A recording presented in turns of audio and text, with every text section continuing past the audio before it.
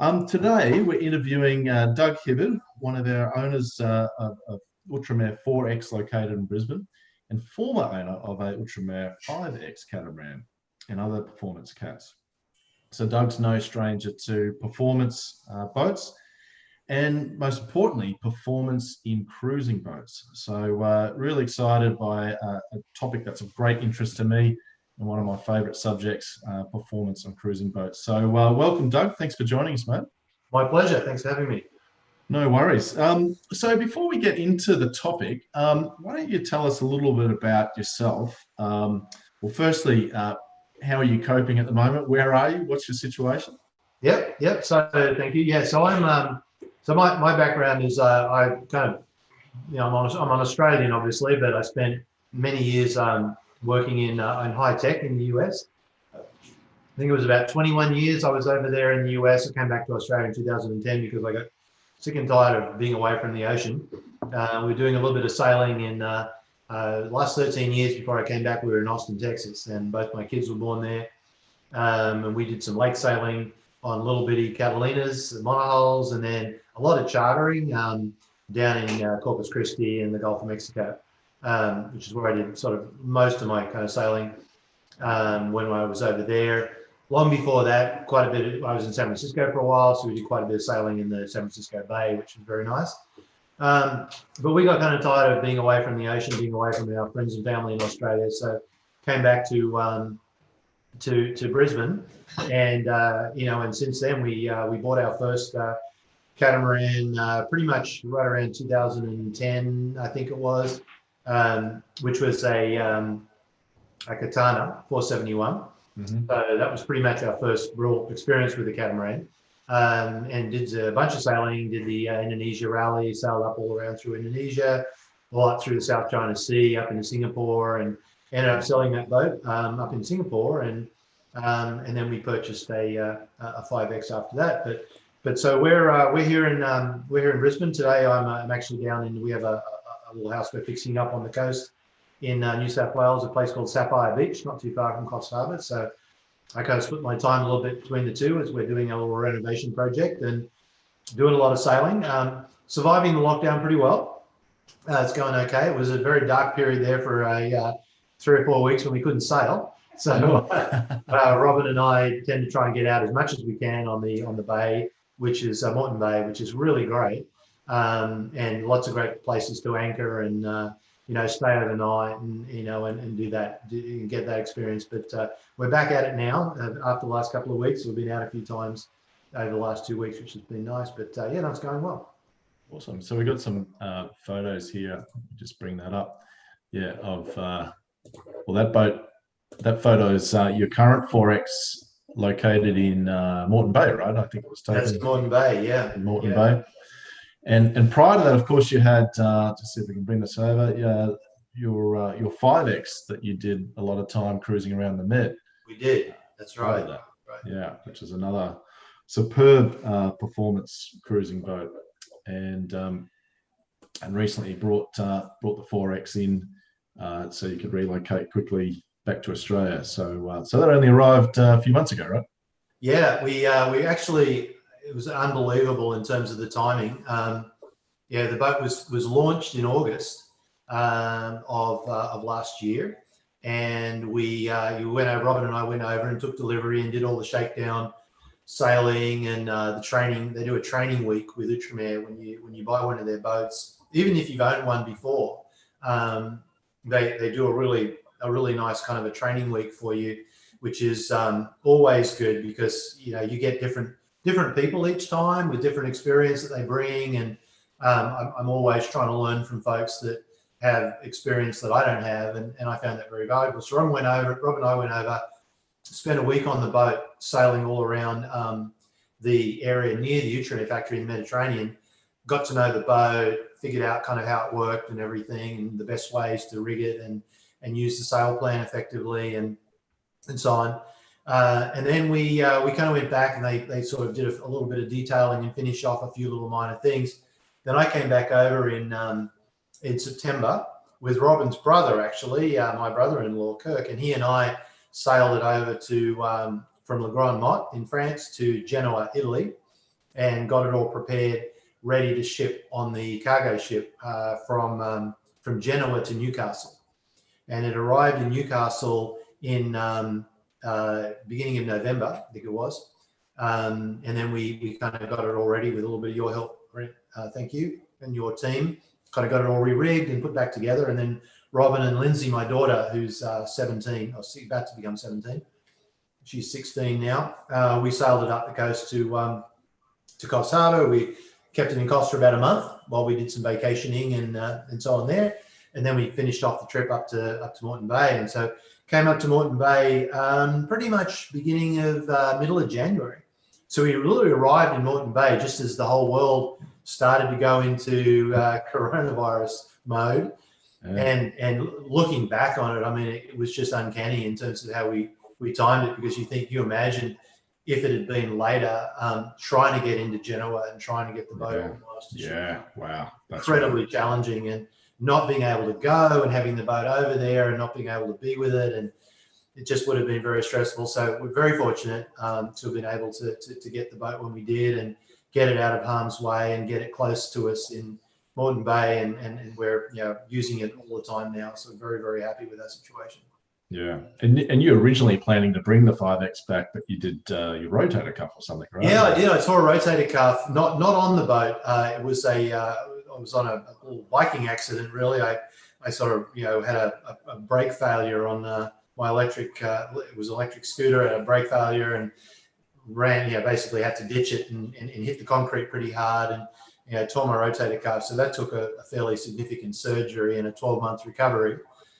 Which meant that our plans to sail our 5X back to Australia was on hold, and my daughter needed to get back to finish high school, and so the window of time just closed. Yeah. So we were faced with a very difficult decision. Do we somehow get the 5X back to Australia, or do we think about selling it and buying another boat in Australia?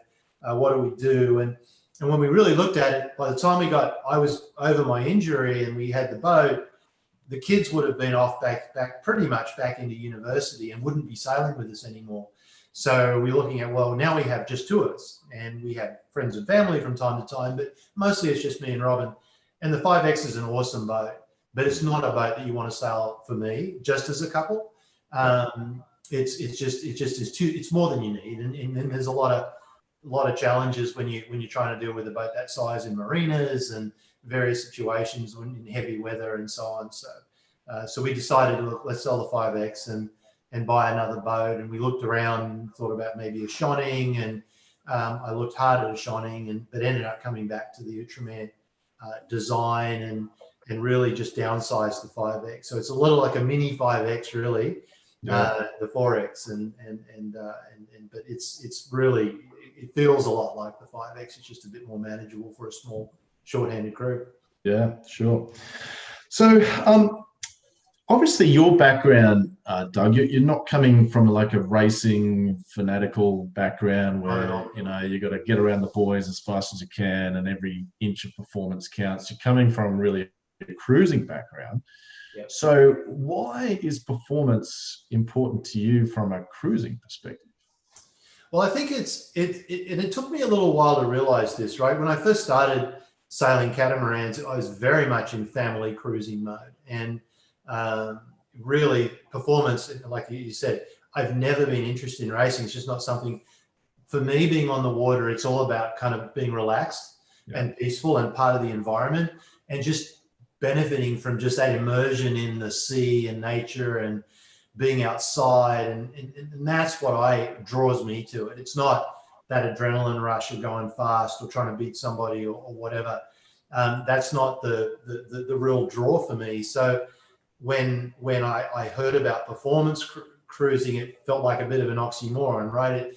What's performance and cruising? They're completely separated. And for my first boat, I bought the Katana, and everyone says, hey, what's a high performance boat? And it's really fast and you're going to love it. And then I started sailing. It's like, well, actually, no, it's not. I mean, there are plenty of boats that are way faster than a Katana, particularly in the configuration of ours, which was quite heavy. We had dive compressors and air conditioning systems and pretty much clothes washers and everything you could possibly load onto a boat. We had loaded onto that poor old thing. And it really struggled. And when we did the Indonesian rally, and I was sailing with a lot of other boats, some way more Outremer's and boats like that were higher performance, and I started understanding what it meant when you were cruising to have performance. I started to realize what the value was, and really then it became a look at, okay, so what am I giving up in the slow kind of heavy boat versus the high performance boat? And it really started to become evident when you start to cross oceans and you start to do long distance, difficult sailing in different conditions, when you're in challenging anchorages and so on. And it really became down to motion on the boat, how easy it was to configure the boat for various wind conditions, and how much stress is really on that boat when you're trying to get a little bit of speed because you've got a lot of weather, or you're in a night passage and it's just ugly and you want to kind of get from point A to point B a little more quickly. It felt to me like I was fighting the boat a lot. And whereas other sailors that I was sailing with in the more high performance boats were pretty relaxed and just, shortening sail way down and a lot less rig stress, the boat's comfortable, they're sleeping more, they're getting to their destination more quickly. It just came down to really more of that comfort. So when I looked at what am I doing out here anyway, I'm not out here because I love to be challenged in awful weather and having half my crew seasick. That's not why I'm out here. I'm out here because I want to be comfortable. I want to enjoy the environment. I want to have a great experience. And I want everyone who's with me to have a great experience. That means they're relaxed, they feel safe, they feel comfortable. And for me, that the missing ingredient in the Katana was that I just didn't have that level of performance that allowed me to have that more comfortable, stress-free experience. And so that's when I started to really focus on, okay, for the next boat, I love the layout, I love the comfort, I would love that, but more performance. And that's when we started looking at, the alternatives out there. And we ultimately, for the next boat, we went to the 5X. Yeah, it's interesting, isn't it? I think people misconstrue when on cruising boats that performance is all around getting the highest, fastest boat speed that you can. But it's not, isn't it? It's more about improving your average boat speed. Yes. And even converting speed in lighter winds and lighter conditions. That's really true. And when you look at it, actually, you don't want to go very fast. And that's where the real difficult kind of mental kind of challenge comes into. We're always looking at, well, how do we slow our boat down? Because we've got a boat that can go very fast. So we tend to reef a lot more than other comparable catamarans.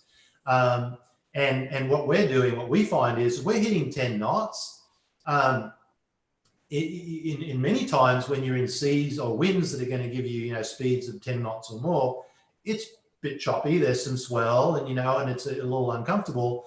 You don't want to be going that fast because now there's more motion on the boat and it just doesn't feel very relaxed, right? So I'm typically going to keep our boat speed, around between 9 and 12, honestly. And so when we're in conditions where we could go 13, 14, there's no way I would do that.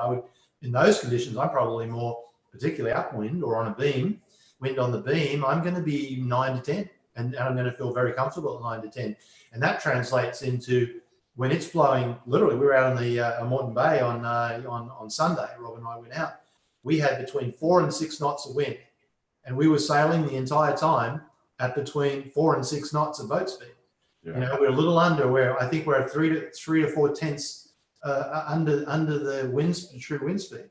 And it's beautifully relaxing. We're going where we need to go. We're getting there at a decent pace.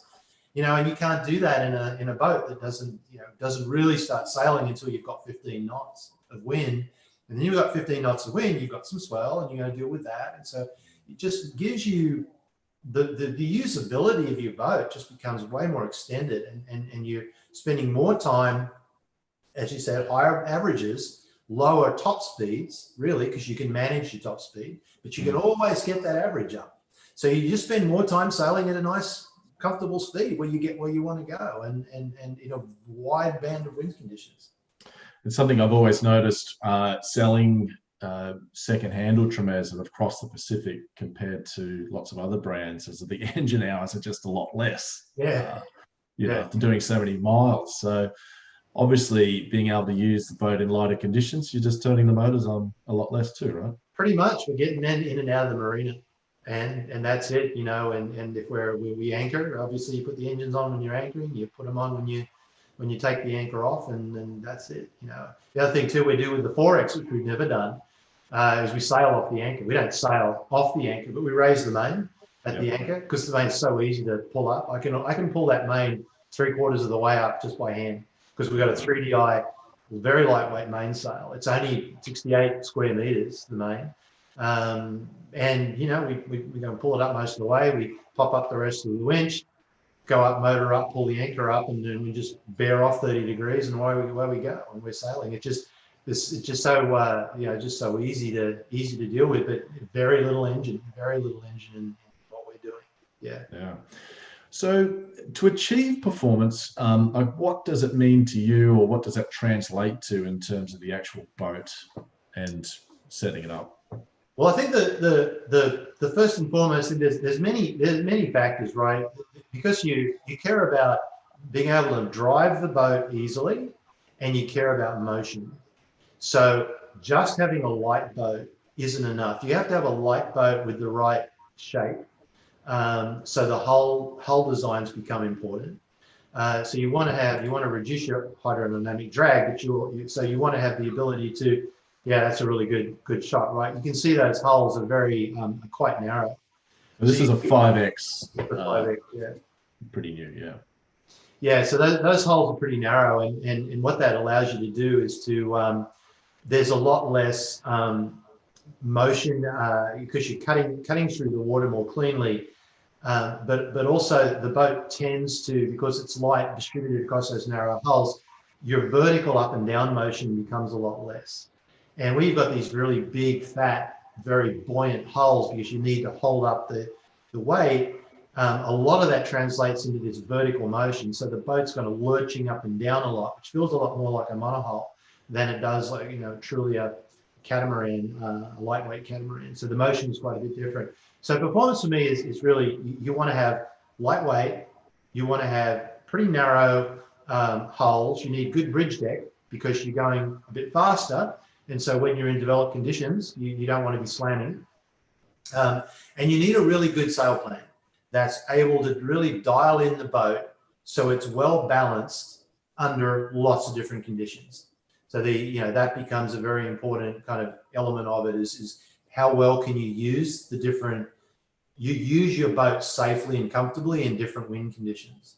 So those elements to me make up the pieces that I'm looking at when I think about performance. Now I've got some images here that are borrowed from your excellent blog that I'll put the details up of later, but some information here about the sail plan of the 4X and the different sail configurations. And I think that you ended up with north sails in the end, right? Yeah, I did. I have a north, essentially there's really the main working sails on the boat, there's really three. So you've got the main sail, which is a North 3DI. We have a North 3DI Genoa, which is a furling Genoa. And then we have the staysail, which is actually it's made out of Nordac fiber, which is their Dacron laminate for cruising. And those are the three working sails. And then we have a Code D, a Delta Voiles Code D Jenica that we use more for after the beam in light winds. But, yeah, that's the main sail plan. Yeah, and the trick with this is that because you spend a lot of time reefed on a performance boat, so as soon as the wind's getting up a little bit, you want to reef down, you want to keep everything balanced. You have to keep the center of effort for the boat centered around the lateral resistance point, which is sort of pretty much kind of down from the mast, right? See the dotted line there comes down. That's the point that your boat's going to want to pivot around. So if you pull when you reef the main, you're going to pull your center of effort on the main forward a little bit. And then you're going to, and what happens then if you try and have a reef, say a reef Genoa, what you do is when you reef the Genoa, your center of effort on your Genoa is way forward of the boat, at the front of the boat. When that happens, it's like a weathercock. The wind's going to try and push you, one way or the other. And so the only way to compensate for that push is with rudder. And you can get to a point in very strong winds with a lot of imbalance. You just don't have enough rudder to compensate. And your boat is just being driven away and you've lost control. And so that's an extreme example of it. In that case, the only way to compensate, to be honest with you, is you put the engines on. So when you're dealing with a lightweight boat, these forces become more important. You've got a very heavy boat, those forces have less relative magnitude. So you can kind of get away with more imbalance. On a light boat, really does, balance is a really important element. So, and I would say on any boat, good balance is better, right?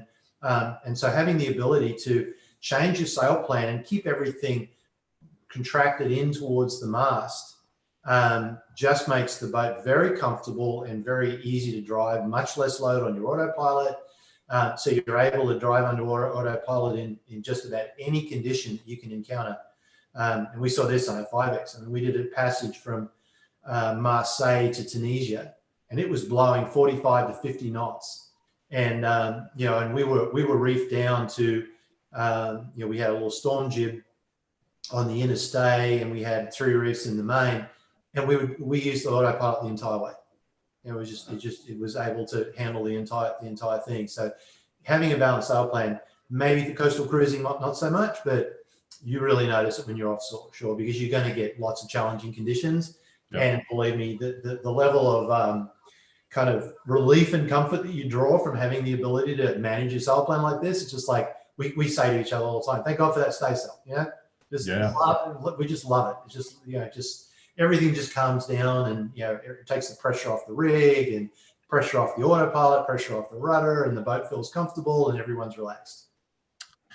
What's I think a really interesting thing to look at your center of efforts, and your blog goes into great detail around how that center of effort moves around and that I guess pivoting that you mentioned, but also having the boom, which I guess you take for granted, Doug, the boom and the actual center of effort is reasonably low compared to some cruising cats that obviously have fly bridges and things up here, and naturally that forces the boom up and also forces your center of effort further up and creates pitching and pivoting in other directions that you can avoid a bit by having, I guess, a lighter boat with the center of effort further lower down. Right? Yeah, that's true. That's a really important point. You getting that boom as low down as you possibly can is really a valuable thing. I fortunately never had to deal with that high boom. I've never owned a boat with that situation, and so you're right. I kind of don't really acknowledge that that's a real problem, but you can see it. I mean, if you look at boats that are that have that fly bridge with the boom above, and look at how much they're pitching, on a relative passage, because we sail past them quite often, so you can kind of see them as you go by. The amount of motion on that boat is just so different. You really notice the difference it's very visible. Having that boom down is really good. It's also safer when you need to work on the mainsail and you've got access to it. You can walk along and access the entire thing. It's just much easier and safer as well. Yeah. We're getting some questions in, and we'll answer a couple as we go, and then we'll have a Q&A at the end here. But there is a question here that's come in from YouTube, I think. Thoughts on self-tacking jib versus a genoa, Doug? Now, I think you had a self-tacker on the 5X, and the 4X obviously moves to a genoa. What's your feedback on that? Yeah, I think it's self-tacker is just a wonderful thing, and we have what we've done on both the 5X and the 4X is we set up our staysail to be self-tacking. Right. So typically you get the most benefit from a self-tacker when you are tacking a lot. So you're going upwind, and then in upwind conditions, if you're trying to sail really close on the wind, the sail sometimes the staysail is a little better than the genoa in terms of getting you upwind, and that was very much the case on the 5X. The 4X actually will sail closer to the wind than the 5X. I'm not sure why. Neither is Outremer. When we had them on the boat, in fact, the way Puffin is configured is one of the first 4Xs they've ever configured with all the way we've got the staysail set up, and they were saying, wow, this thing goes further upwind than most of the other boats they've built. where we can go 28 degrees apparent and still sail pretty comfortably, 30 to 35 with the Genoa, and then even 28, even a little bit less with the staysail. So the self-tacker really comes into its own when you're doing that, and oftentimes the staysail, having the staysail when you're sailing close to the wind is great. You're tacking back and forth, it's all on the self-tacker. The trade-off then is you go to the Genoa and it's not on the self-tacker, but honestly, the performance benefit you get from the Genoa is so great that it feels like a good compromise. So for me, I feel like I've a little bit got my cake and eat it too, because I have the option of moving when I'm going to do a lot of upwind sailing and I'm going to tack back and forth. I'll furl the Genoa and put up the staysail and use the self-tacker, and it's just a wonderful thing. And you can sail a single person, right? You basically press the button on the autopilot and the boat tacks, and you don't have to touch a thing. It's really quite cool. Yeah, excellent. We'll come back to get some more questions on sails that we might revisit later. One thing you're talking about sailing to higher angles, and again, something that I guess you take for granted, Daggerboards on a performance boat obviously give you higher pointing. Yeah. But is that important for a cruising boat when they're trying to chase trades? I mean, do you find that you get benefit out of that? Yeah. So I guess the thing, the story about sailing is the wind's always blowing too hard from the wrong direction, right? So even though you might buy your boat thinking all you're going to do is trade wind sailing, the reality is you spend a lot of time dealing with upwind conditions and beam conditions and so on. And even on a performance boat at times you might even though you can go dead downwind, it's still better to sail an angle and jibe. And so when you're in those situations, you're sailing a bit off the wind, having the Daggerboards makes a massive difference. Not only can you point higher, but you're side slipping a lot less, so your VMG is way better. So you're actually sailing less distance just by having the Daggerboard. Even if you didn't have to jibe, you can get to your destination without having to jibe or tack, you're going to sail a lot less distance. So your speeds go up. It also changes the balance of the boat. And so again, there's that interesting hydrodynamic change between the lateral resistance between your Daggerboard and your rudder. So the rudder has to work a little less in these situations, right? So the autopilot works less. So when your autopilot works less, it's easier on it. You can use it in a broader range of conditions, and it uses less power. So when you're on long distances with a boat like this, where you don't hardly ever run the engines, you rely more on your solar and your hydro generator and so on. So any way you can cut power on a passage is a good thing, because you run your autopilot all night, it's pulling power all night out of your batteries, and you want that to be as low as possible so you don't have to run your engine the next day to charge up. So on a long passage, all of those things sort of combine to create a more comfortable, manageable experience when you're sailing. Yeah.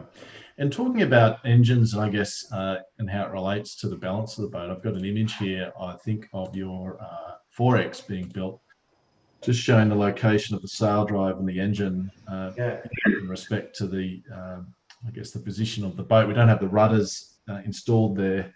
Yeah, the rudders are a reasonable distance after that, to be honest. It's quite interesting the way they set that up. And it's almost like, I think with the Shonnings, they kind of talk about it and say, and Jeff Shonning is great in terms of his thesis on performance, where he talks about weight and sort of centralizing the weights in a boat. So you want to keep your weights down low, so you don't have this more pitching from high weights up high. You want to keep your engines closer to the center of the boat, longitudinally, and so having them in and so on.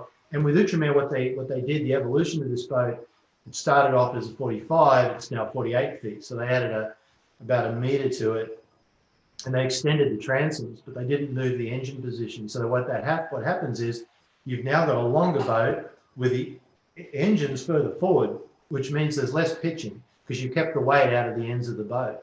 So the boat's more comfortable and pitches less, and it really is quite a noticeable difference on this boat. So that's something that I think the real purists would be, well, you want to move them further even forward. and that would have put them fully under the bunks.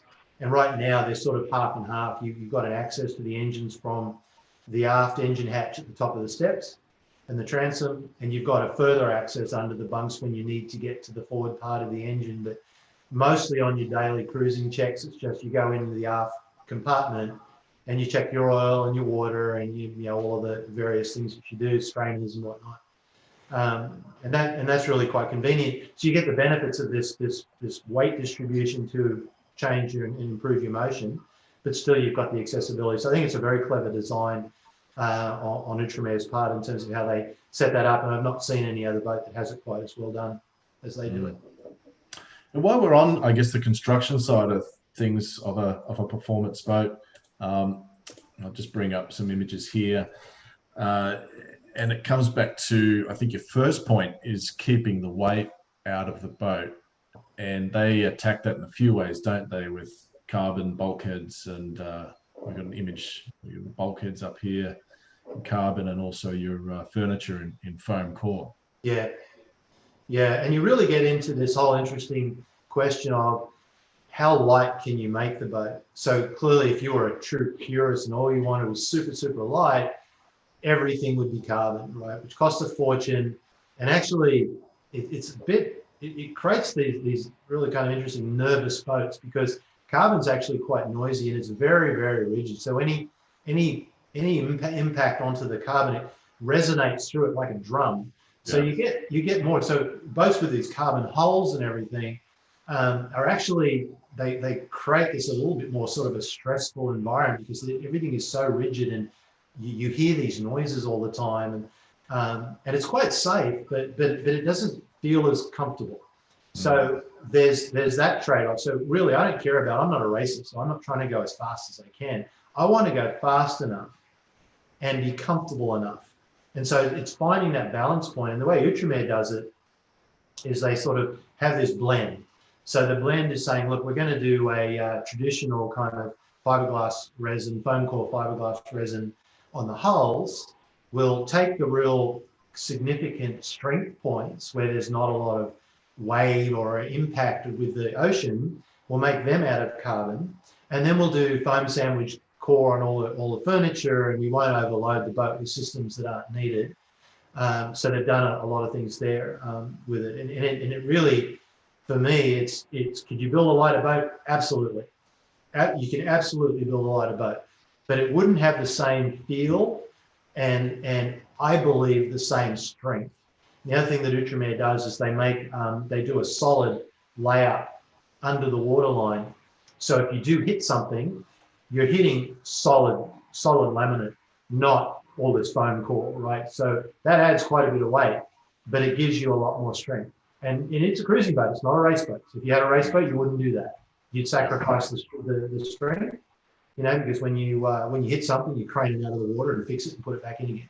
When you hit something on a cruising boat, it could be a container halfway across the Pacific, and you might have 2 weeks of sailing ahead of you, and you need to keep going. And that's what Outremer is trying to achieve with their design. So it really is a compromise, but I feel like they've done the right. For me, it's the right blend. And believe me, you can get the sense I'm pretty technical about this stuff. Mm-hmm. And I've had many hours, and we were living in Marseille for 2.5 years, so I was at the factory a lot. We had a lot of conversations about these things with the design team and so on, and it very much was an interesting kind of really understand the balance that they do, and I just have come to really appreciate how they think about it when they design and build the boats the way they do. Yeah, it's quite a philosophical approach to the whole build from day one, isn't it? And it really is. Yeah.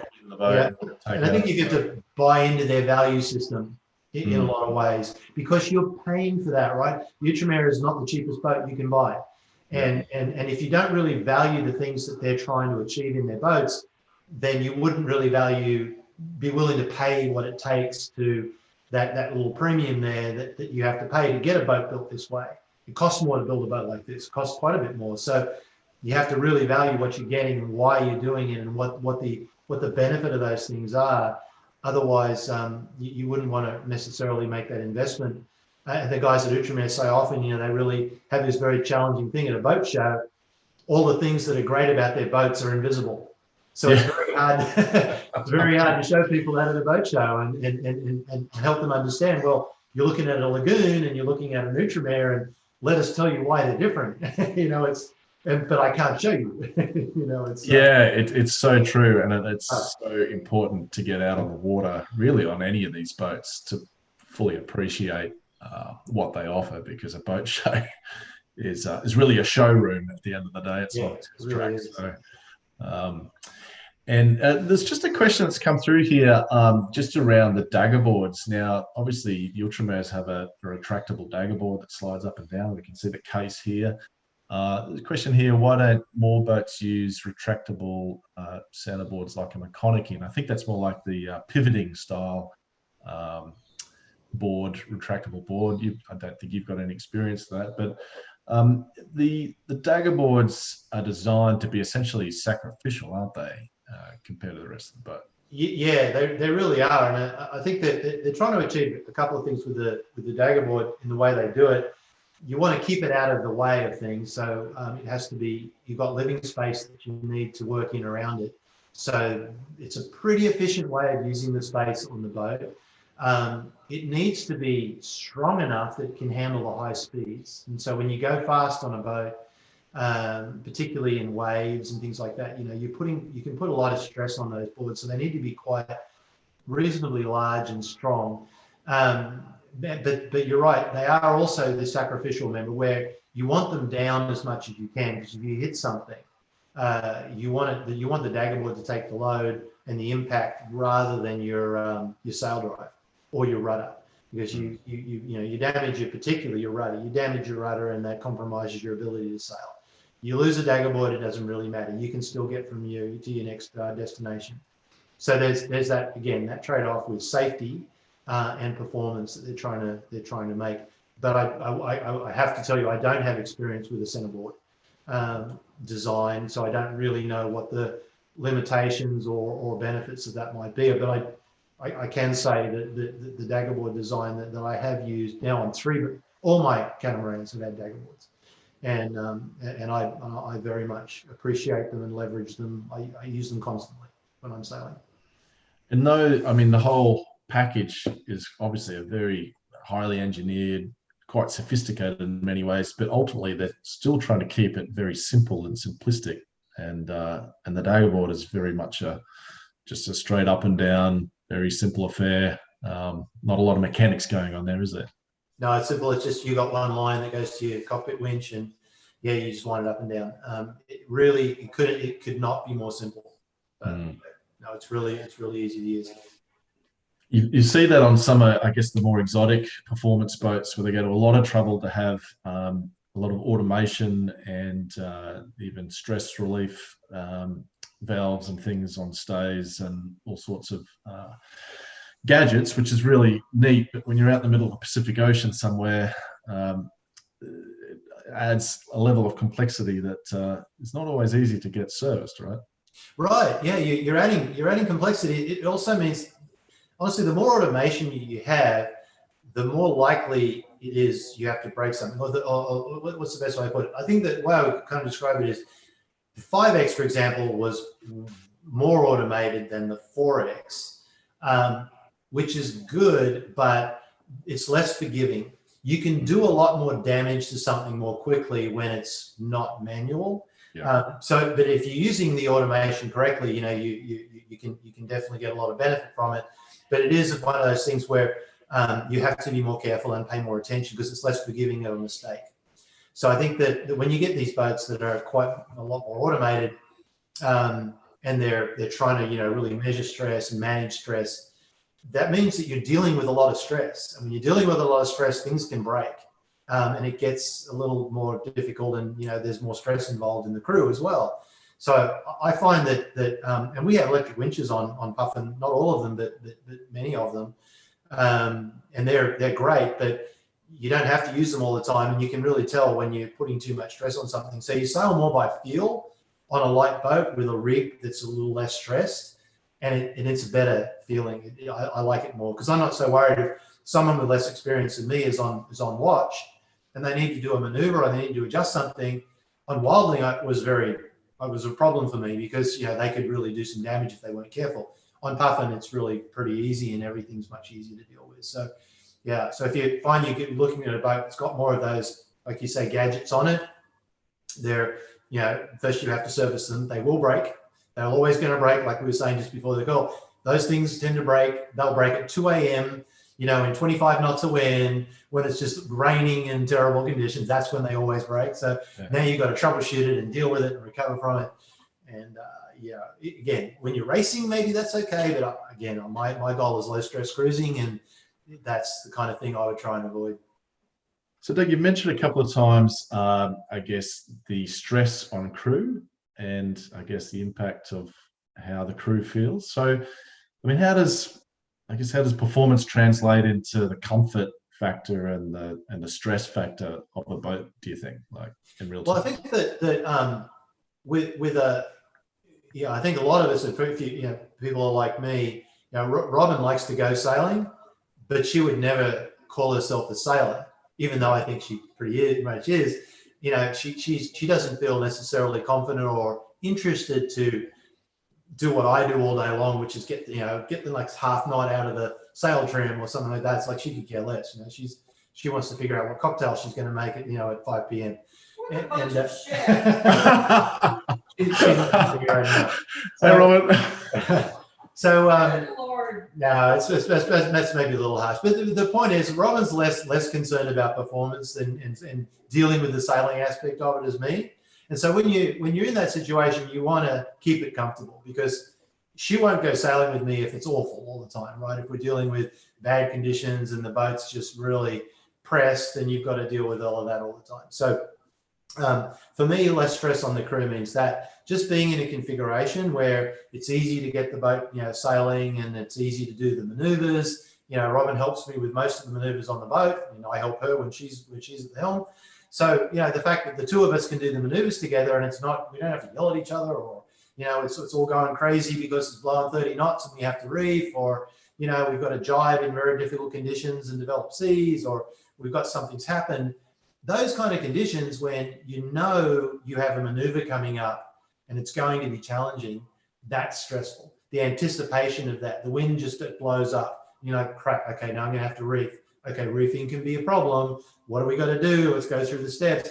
That gets stressful. And I'd say the difference between even like wildling and puffin is that wildling, you got to be a bit more athletic, because the forces are massive. Everything's big, everything's far apart, and those maneuvers have to be planned. There's less margin of error. So doing those maneuvers requires a bit more coordination, a bit more skill.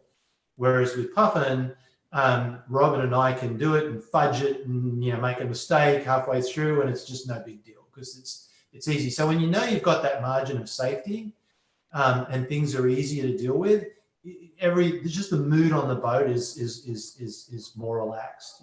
It's just more comfortable. I think the point with Robin is not to throw her under the bus, but I get to go sailing because that's the environment we can create, and Robin's okay with that. If I was on that difficult environment, like if I was a Multihull sailor, I'd be sailing alone. She would never go sailing with me. And so you translate that to, now we're on a catamaran, and let's make that experience as comfortable as possible for Robin, so that she wants to go sailing every time that we have a trip plan, and rather than being, oh crap, now I'm gonna have to deal with this, it's gonna be difficult, you're gonna yell at me because this maneuver is really tough, and I don't want any part of that, right? So that's the kind of the low stress I'm talking about with that. Yeah, and also I assume like the stress level lowers as the conditions become slighter as well, right? Yeah, absolutely. Yeah, and absolutely. And then and that's the thing with performance, right? On a heavy boat, when it's bad, you're praying for light winds. When you get light winds, you can't sail, so now you've got a motor, and motoring's no fun. So you go from, oh, this sucks, to, oh, now we're motoring. Whereas on a light boat, it goes from, okay, we can manage this. It might not be fun or super comfortable, but it feels safe. And then you get to, and now it's calm, and now we can sail, and we can keep sailing. Oh, isn't life wonderful? And so you go from good to better, rather than from to, okay, well, now we're just motor sailing everywhere. Yeah, it's funny. I remember I think it was Urs who owns Moana, a 5X, said somewhere on one of the forums, they were asking about, photos of Outremeres in really bad weather and stuff. And I think he said, I bought an Outremer to avoid bad weather Yeah. and keep out of it as much as I can. I think there's a real point in that, isn't there? I mean, Oh you've yeah, got more sure. options. You should have the option, right? When you can sail when it's lighter winds, you're going to sail when it's lighter winds because that's more fun. You're going to get where you're going just as pretty well as fast, because in heavier winds you've got to slow the boat down. Just because it's blowing hard doesn't mean you get to go faster. You're going the same speed in more, in less comfortable conditions. So you really do. You can avoid bad weather. You can just stay in port for a day or 2 days and come on the back of the system, rather than have to go into the middle of the system because you just need that wind to get where you're going to go. So you know what? Let it blow, let it calm down, and we'll just come onto the back of it and just go up on the back when it's comfortable. So you really do. You have a lot more weather options in terms of how you sail and when you go out. Doug, I wanted to just revisit, I guess, the construction of your boat, particularly in terms of keeping that weight factor down again, because there's something unique about the 4X that's a bit of an extension from the gunboat technology.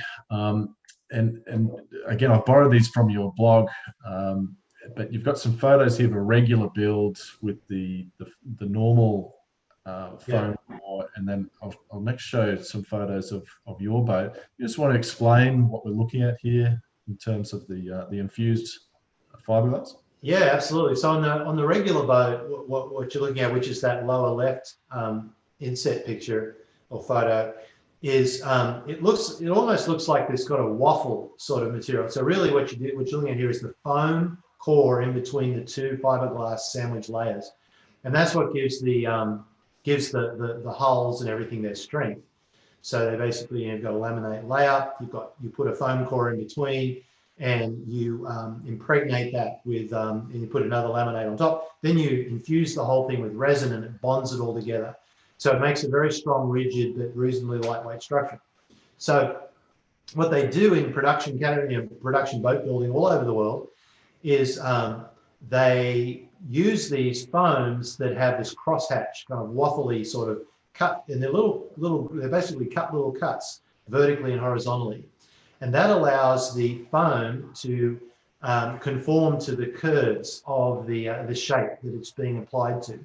So it can go around a fairly tight radius because those little grooves open up and you expand and contract to allow the foam to bend. So it creates the lowest cost, again, this trade-off of cost of manufacture to cost of construction to weight. The problem with it is each of those little voids, little grooves, gets filled with resin. And that resin has zero structural benefit. It's really the separation between the foam and the sandwich that creates the strength, the shear strength that you're looking for. So you have this extra resin in each one of those little grooves that you've got to fill up. So it turns out to be a lot of resin, and it adds to the weight of the boat. Yeah, so if we have a look at what you did on your boat, it is quite unique and different. And this is technology that the gunboat factory, which is obviously owned by the same group as Outremer and built right next door to the Outremer factory now. Yep. But this is something that was picked up from their workshop. Yeah, really it was. I say we because I was kind of there at the time they bought Gunboat and they started up the factory. So I got to do some of those early tours, and when we did the tour of the factory and they sort of showed me, hey, here's how we do the foam cores in the Gunboat. And it's a completely different process. What they do is they cut each little piece of foam so it fits the curve of the boat. And there's not this waffle cut foam at all. And when they do the resin infusion, there's no additional grooves to fill up. And so it's a significant weight difference in terms of the amount of resin they need. And it also, it's just as strong. So when they did that, I said, well, gosh, what about doing another boat like that? So, well, we've never done that.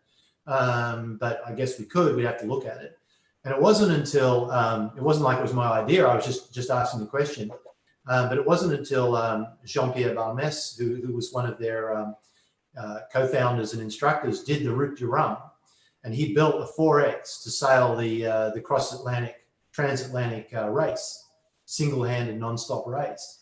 And he went to them and said, look, guys, you should be able to build me a 4X using the same foam core process as the gunboat. And I think because it was Jean-Pierre, they said yes, and they did it. And it turned out to be not that difficult. And it really didn't add that much cost to the boat, because you save quite a bit of resin cost. There's a bit more labor cost involved, but it wasn't too bad. So it became then an option that they offered. So when I built mine and I asked them about the foam, and they said, yeah, Jean-Pierre, we did that for Jean-Pierre, and we can do that for you too. And I said, well, I would like that. So that's what they did, and it really does make a considerable difference in the weight of the boat. Yeah, awesome. So it looks like these are got perforations through them to create like an eye bolt effect with the resin. Yeah, exactly. They need to. The resin needs to penetrate the foam somehow, right, to get the good bond on both sides. And so they create these tiny little pinholes in there. So that when you look at the volume of resin in a pinhole versus the volume in that perimeter cut, there's still some extra, but it's not very much. And I think what we're seeing with this type of construction is really approaching the type of construction that Schoening has been using with their Duflex, which is those prefabricated foam core panels, which are very efficiently made by ATL Composites. They make them in the factory, and they kind of glue all these panels together, and they've been able to achieve very lightweight boats in the Schoening design boats. That these types of production catamarans, where they're building a series of boats using molds rather than one-offs, one by one, kind of crafted by various sort of independent boat builders, they're able to approximate or get very close to the weight of the Duflex panels with this lower cost construction method, and still get very, very high strength. So it's really, I think for me, it's quite revolutionary in terms of how series production boats are being built and will be built in the future. So these foam panels, so obviously we've got lots of foam panels. I mean, they're just essentially cut to a size that can fit nicely to that particular section of the hull. When I went through the gunboat factory, they showed some steam presses for certain parts. They're not using any steam pressing on that, I tell you. No, they do.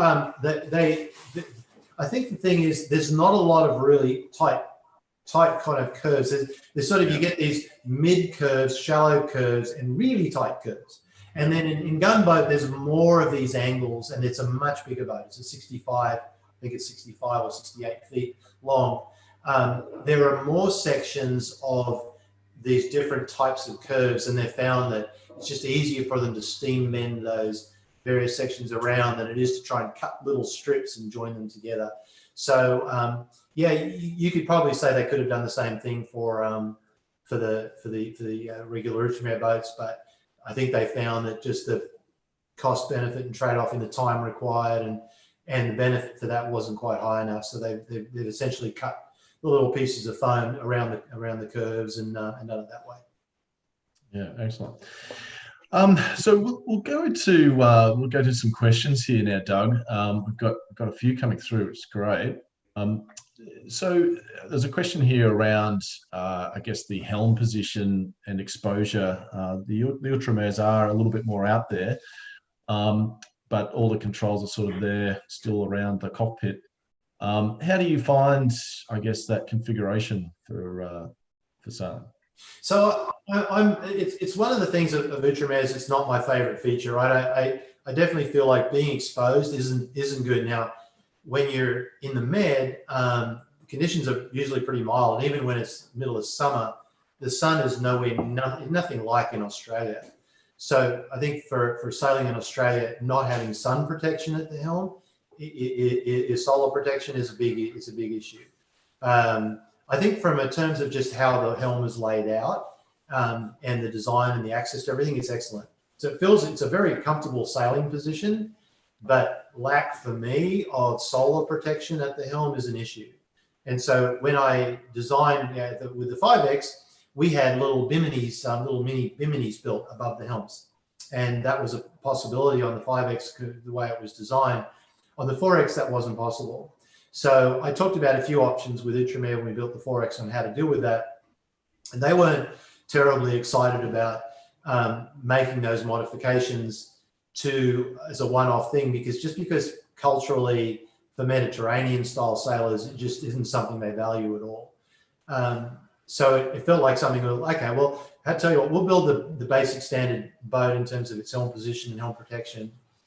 And when I get it to Australia, I'll look at what's the right way to kind of create a more of a larger bimini roof that would give a bit more protection over the helm. And that's a project that I've been working on the last couple of months with a kind of a custom boat builder up in Brisbane. And so we're at the point now where we're getting ready to start manufacturing a pretty significant sunshade, which is a full cover for the entire cockpit and helm station, which will give a lot of protection there. So kind of stay tuned. I'll be posting more about that on my blog as we go further. But yeah, for me, it felt like a solvable problem, and there were so many good benefits to the Outremer and the 4X in particular I really loved, that I was willing to kind of sacrifice that and try and deal with it later. And I'm pretty happy with the design. It's taken quite a bit of drafting and measuring and prototypes and things to get it right to how I think it's going to be just really awesome. But I think it's going to be a good solution. So if there's people in Australia that want to buy an Outremer and retrofit, I think I might have a way of solving that problem. Yeah, the Australian, the Aussie kit. Aussie kit, yeah. I've seen some plans and it looks exciting. So I look forward to following that progression. Completely different question here. Most Outremers do not have gensets installed, or maybe use a portable one. And how do they go handling air conditioning, these sort of demands, and AC cooktops and whatnot? What have you opted? I don't think you've got there's no genset on the 4X, right? No, there's no genset on my boat.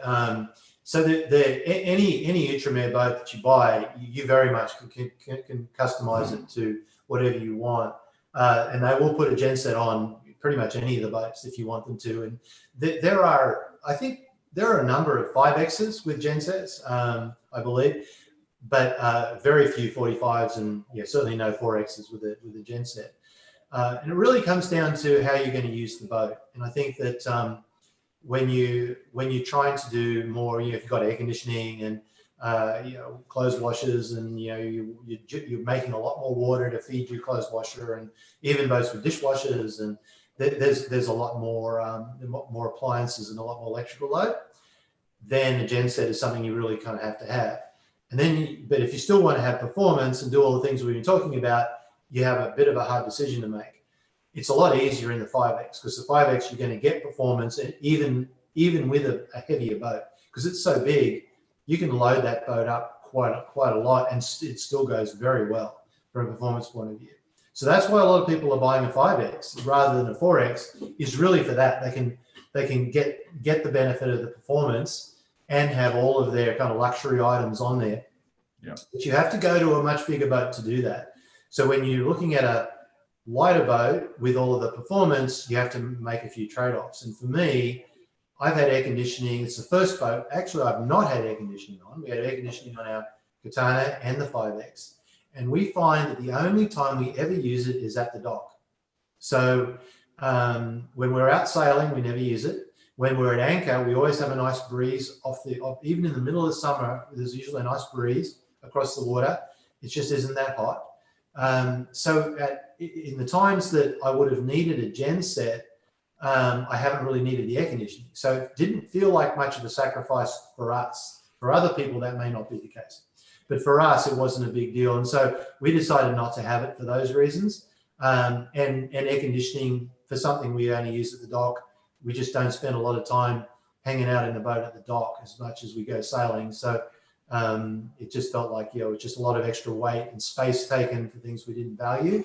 So for us, that was wasn't a huge sacrifice to not do it. But not everyone is the same. And if it's really important to have a lot of those types of things on the boat, then look at the size. You might want to go to a slightly larger size than a 4X, say, like a 51 maybe, or or the 55, or even the 5X, to get a bit more load capacity on the boat.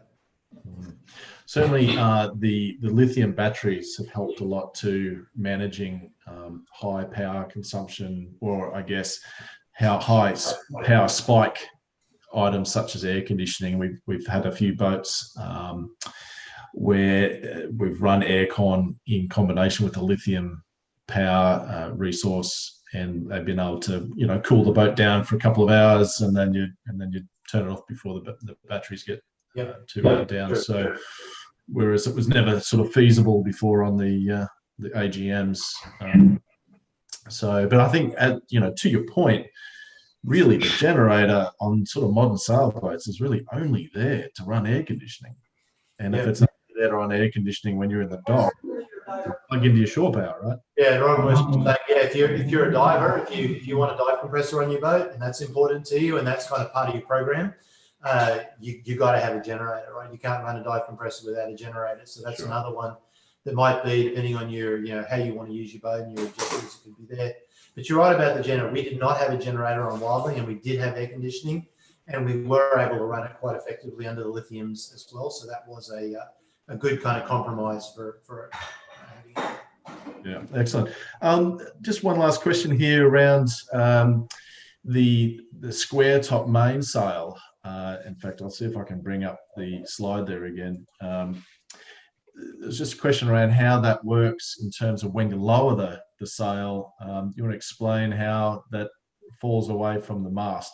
Okay. So basically, what it means is that they have a batten at the top. You see the top of the sail. You can't really see it on the big picture, but you can on the sail plan pictures. That very top batten is angled up, and that's called a gaff. They call it a gaff batten. That batten actually gets detensioned automatically and allows the square top to fold over on itself into the sailbag. And it's really quite an ingenious little system. I think I might have some a little bit more info on that on the blog, and one of the blog posts I did on sort of how that's set up and how it works. But I can actually I'll post a little movie of it, some film of raising and lowering the sail, so you can see how it kind of works. But basically, it's on a tension device. So as the sail starts to get pulled up the mast, it pulls in on a line that tensions up that batten and pushes it up and gives it its tension. So it's really not anything you have to worry about. It's automatic. So when you raise the sail, it tensions automatically, and when you lower the sail, it detensions and allows it to lay down automatically. And it's a very simple system. There's really almost no moving parts and really nothing to break. So it works fantastic. I've been very happy with it. Yeah, excellent. Another quick question here from J.K. Stricko. Sailing downwind, deep downwind, are you running a symmetrical kite and dropping your main, or are you finding it faster to run on reaches? That's a really good question. So I find that it depends on what your objective is. Again, if you want to go as fast as possible, running reaches is usually a better way to go. But oftentimes that gives you a quartering seat and off your stern quarter rather than dead astern. So it can be less comfortable. So you tend to get a bit more rolling going on with the boat. And I find that in certain conditions where there's plenty of wind, you go just quite fast enough on running a symmetrical spinnaker with no mainsail and dead downwind. So so while you could go a little bit faster if you reached off on the spinnaker or the jenica, having the symmetric without the main is super easy and very, very comfortable, and it's more comfortable for the crew and passengers if you have them. So you can just get where you're going fast enough. And again, it's one of those things with a boat that's easily driven. You don't need a lot of sail area to go fast enough. So you can do 12, 13 knots or whatever downwind with a symmetric. What I've done on Puffin is to have a symmetric a little bit smaller and a little bit heavier fabric, so that if I got caught in a 30-knot squall with the symmetric up, it wouldn't destroy it. Right. And the boat would be fine. So that way I could do it on a Pacific crossing and really just you could leave that sail up for day after day after day. and the boat just tracks along, and it's just really, really, really easy on the autopilot and easy on the crew. So it's a really nice way to sail. Though your VMG might drop a little bit, the relaxation and comfort factor is up. It's up, but I'm not a racer, right? I'm a cruiser, so I don't care about a lot of times with VMG, unless I was trying to get away from a weather system and get around the low or something, I might make a different decision. But mostly if weather's good and I'm comfortable, that's what I would choose to do. And we do quite a bit of downwind sailing without the main. With the a lot of the modern cats, they have sort of swept back side stays, so you can't really let the main out very far. So you can't. It's not like on a mono where you can let that main way out off the side of the boat. On a cat, you can't do that, particularly on some of the modern, more performance cats. So the main doesn't give you a lot of help downwind. So we find that a lot of times we'll just drop it and just go under the Jenica or the spinnaker without the main, and it's just easier. Yeah. Excellent. Well, listen, Doug, we'll leave it there. We've gone over time. We've soaked up a lot of your time this morning. I really appreciate take some time out to chat to us about this. I think it's a really fascinating subject, performance for cruising sake, and I think you've answered it extremely well today. So I'll just share a little page here. If anyone wants to follow Doug's blog, just go to sailpuffin.com, and there's some really good articles that Doug's put up there about, I guess, the analysis he's gone to get to where he is now, and the different boats and different parts that have gone into the boat. So I highly recommend jumping on and checking out that blog. If anyone does want more information about any of the Outremer models, of course, get in touch with us. Visit our website, multihullcentral.com, or send us an email, and we'll sure to get some information out to you. There's some exciting new models on the way, such as the new 55, which we'll see on the water hopefully at the end of the year or early next year. So that's a really exciting project. But anyway, Doug, before we leave, when this is all over and everything's open again, what's on your bucket list? Where's the plan to go? Oh, it's Tahiti. It's been my dream my whole life, is to be able to cruise around the French Polynesia and the islands, the Cook Islands, and so as soon as we get our kids finally out of the house here in a year or so. Lindsay's in year 11 now, so we've got a year and a half to go, and that's what Robin and I just can't wait to do. And we'll take Puffin and we'll head across to Tahiti and spend quite a bit of time exploring that area of the world. Fantastic! What a boat to do it on. Awesome. All right. Well, listen, thank you so much, Doug. My pleasure. Thanks for having me. And thank you, Robin, too. Glad to have your input, as always. Hope to catch up soon. And look forward to it. Thank you very much. Stay safe. We'll see you on the water soon.